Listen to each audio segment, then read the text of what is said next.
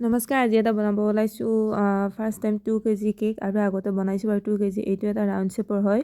First time round শ্বেপত বনাইছোঁ আৰু এই কেকটো 2 কেজিৰ আছিলে। মই 10 ইঞ্চত বনাইছিলোঁ আৰু এতিয়া আমি লেয়াৰ কৰি আছোঁ ধুনীয়াকৈ। আৰু ওচৰত যে এটা কেক দেখা পাইছে সেইটো মোৰ ছেকেণ্ডটো অৰ্ডাৰ আছিলে, কিন্তু এইটো মোৰ 2 কেজি অৰ্ডাৰ হয়। এইটোত মই গোটেই মিলি মই 4টা লেয়াৰ কৰিম ধুনীয়াকৈ। এইফালে এইটো ফ্লেভাৰ আছিলে আমাৰ বাটাৰ স্কচ ফ্লেভাৰ। কাষ্টমাৰে মানে কোনো ধৰণৰ ফ্লেভাৰ মানে কোৱা নাছিলে, কিন্তু মোৰ মতে দিছোঁ। যিহেতু ল'ৰা মানুহ সিহঁতে ইমান নকয় কি ফ্লেভাৰ লাগে। তেনেকৈ ধুনীয়াকৈ আমি 4টা লেয়াৰ কৰিছোঁ আৰু লাষ্টৰটো অলপমান ভাঙি গৈছে। তো আমি ধুনীয়াকৈ ফিনিচিং কৰিম বাৰু, আপোনালোকে শেষলৈকে চাই যাব ভিডিঅ'টো। আৰু ইফালে লৈছোঁ আমি ক্ৰীম আৰু ইফালে লৈছোঁ বুট। প্ৰথম লেয়াৰটো আমি ধুনীয়াকৈ দি দিছোঁ। তাৰপিছত বাটাৰ স্কচ ফ্লেভাৰটো মানে যিটো আমি ক্ৰাছ থাকে সেই ক্ৰাছটো আমি পানীত দিছোঁ আৰু দি কিনে বাটাৰ স্কচ চিৰাপ কৰি লৈছোঁ। আমি ইয়াতে যিহেতু বাটাৰ স্কচ ফ্লেভাৰটো দিছোঁ সেইকাৰণে আমি ক্ৰাছটো তেনেকৈ দি কিনে আমি চিৰাপ কৰি লৈছোঁ। আৰু ইফালে আমি ক্ৰীমটো দি কিনে বাটাৰ স্কচ ক্ৰাছটো দি দিছোঁ।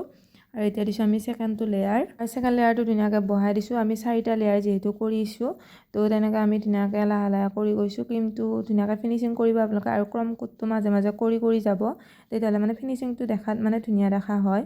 আৰু যিহেতু মই এইটো ৰাউণ্ড শ্বেপটো ফাৰ্ষ্ট টাইম বনাইছোঁ সেইকাৰণে মোৰ খুব ভাল লাগি আছে।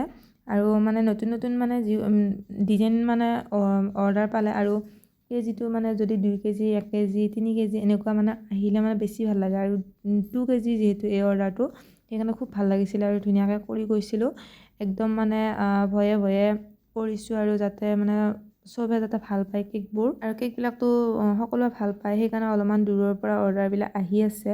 তো মই কিমান ভালদৰে পাৰিছোঁ নাজানো, আপোনালোকে জানিব।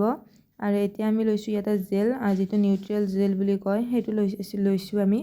সেইটোত আমি ধুনীয়াকৈ অলপমান পানী দি কিনে তাতে আমি মেজিক জেল কালাৰটো ব্যৱহাৰ কৰিছোঁ। আৰু জেল কালাৰবিলাক ব্যৱহাৰ কৰিলে বেছি ভাল লাগে আৰু মেজিকটো মোৰ কাৰণে খুব প্ৰিয় হয়, তো সেই কালাৰটো বেছি ভাল লাগে। কিন্তু ৰেডবিলাক হ'লে ৰেডটো একদম মানে কম হয়, তো মই স্প্ৰে কালাৰ দিওঁ ৰেড হ'লে।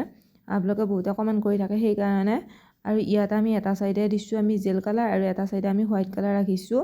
তাৰপিছত এয়া লৈছোঁ আমি চকলেট গানাছটো আমি ক্ৰীমটো লৈ কিনে ধুনীয়াকৈ মেল্ট কৰি লৈছোঁ। আৰু ইফালে লৈছোঁ এটা নজল, আৰু নজলটো মই অনলাইন কৰা আছিলে, ইয়াতে কোনো ধৰণৰ নাম চাম নাই।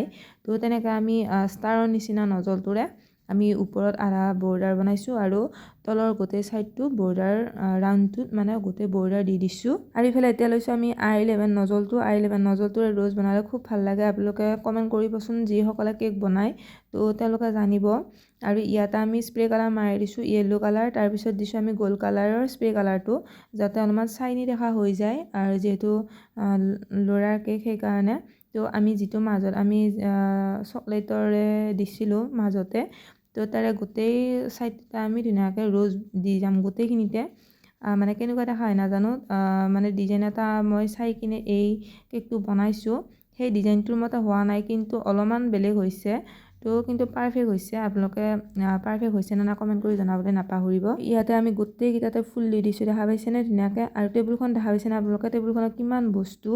আৰু কেক এটা বনালে মানে ইটো লাগে সিটো লাগে, বহুতখিনি বস্তু মানে ওচৰত থাকে। সেইকাৰণে আপোনালোকে বেয়া চেয়া নাপাব, কাৰণ বস্তুবিলাক থ'ব মানে ইমান ঠাইও নাই, সেইকাৰণে ওপৰতে থৈ দিব লগা হয়।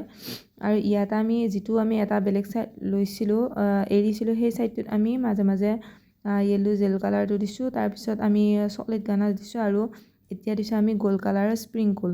আৰু এইটো হৈছে আমাৰ ফাইনেল লুকটো। কেকটো কেনেকুৱা লাগে কমেণ্ট কৰিব। তো আজিৰ কাৰণে বাই বাই, ৰাধে ৰাধে।